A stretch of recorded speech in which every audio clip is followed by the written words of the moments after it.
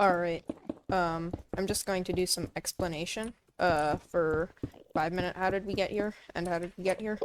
Um, so, if you haven't already seen the demonstration video, please do that, because this references it a bunch. But I'm gonna load state here. This is how I was practicing with just with the task. Don't worry, I was using tick rate 20, doing it in real time, it's all possible. So these are all the materials we need. These stairs are not necessary, but I find with slow falling, it gets very, very annoying, jumping up full blocks. So just with stairs, you can just go up that fast, quick, easy, and you're good. Other thing is, I have 2 water buckets here. That's because there's already a water bucket set up in the end. That's because there is some initial setup required, but it's for when you first enter the end island ever, like when you're doing any percent. You just break a couple blocks here and there and you're all set up.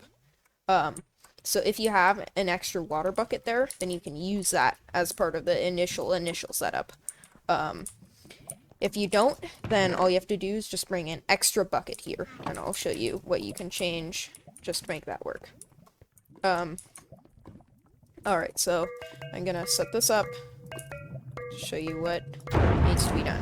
I've got buttons here to give myself Bad Omen Hero of the Village. So ideally what you're going to do is you're going to complete the raid, Bad Omen Hero of the Village, get that, and then bring a dolphin, put it in the end portal as I did, and then you're gonna give yourself mining fatigue. You're gonna go to the monument, get mining fatigue. And what I highly recommend is to set up a pearl hang, like in the stronghold or whatever. It's really helpful, and you can basically save so much time as soon as you get mining fatigue, hit off the pearl hang, and you're back in the stronghold room. So you don't lose as much time as you should getting mining fatigue. So I'm just gonna hop in here and show you what needs to be changed when you first go in the end island. So I have water flowing in from the top. This is not necessary. Again, this is what I recommend when doing initial setup. So break 3 blocks here and then put a water in there. That sets up for the infinite water source. So as you saw in my demonstration, I blocked that up at the top to prevent the dolphin swimming up. I also blocked these off immediately, so that prevents the dolphin from going into these holes because we want it to go in this hole. This allows it to breathe and give us dolphin's grace when we're swimming in. Alright, so when you first go into the end, any percent split, whatever, break these blocks. So you're going to break 2 blocks back here for netherrack and wither rose. You can also use soul sand, soul soil, I don't care. Dispenser right here, redstone right here, pressure plate right here. Remember to put in the spectral arrow there. The dolphin's going to sit right here. You saw in my demonstration. I blocked it off. Then once the redstone's here, you can create this. So this basically makes sure that the water is flowing in one direction and one direction only towards your destination. So as soon as you go through the gateway, you're going to sprint swim. It's going to put you in crawl mode. Great, perfect, go in there. And let's say you didn't have water here. Let's say you come into the end and you realize you don't have a water bucket. That is perfectly fine. It's going to look like this. There's going to be no water flowing in when you initially get here. All you have to do, rock it out. And then once you're up here, you want to place a bucket here. And then for the water source, because you still need an infinite water source, you want to block it off like this, and then place a TNT here.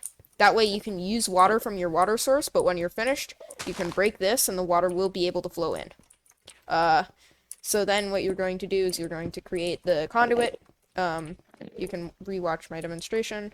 I create it pretty easily with blocks. I don't need to break anything except for one to place the conduit itself using TNT. Re-break that. Remember, any building block you know you're going to break, use TNT. So I set up my conduit here.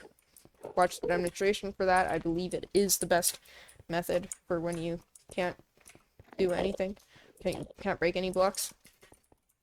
So that's that. Then you set up your 9-block beacon. I think 9-block beacon is great, but you just don't have regen, so you need your notch apple. You need to take it right before you enter the machine, because that'll give you 20 seconds of regeneration. So you need to eat that at the same time as your pufferfish and suspicious stew. Just keep that in mind, because many setups use the full beacon, but this time you just can't eat the notch apple too early, or you lose that regen effect.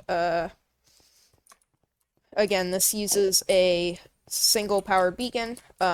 So for the beaconator advancement, it may seem like this is like this is like a bad time loss because you don't have the full beacon, but you can bring beacon blocks with you, and you will do how did we get here right here, so you can just come up, and instead of going straight through the end portal, you can just break the beacon block and finish out this beaconator setup, and then you get beaconator and you can leave the end.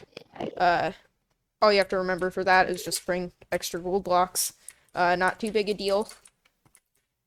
This setup can also be used for how did we get here percent because of not having a full beacon. But yeah, it's not a time loss that it doesn't use a full beacon. I think I completed that in about 4 minutes and 15 seconds. Sub 4 is definitely possible, and I had about 2 minutes of mining fatigue, so keep in mind that's about the error. That's about the amount of error you have. Like, say the shulker shell misses you 5 times, then you should still be okay. But it's not, I don't believe this is RNG related whatsoever. So as long as you practiced it enough, you can do it. Good luck, and see you next time.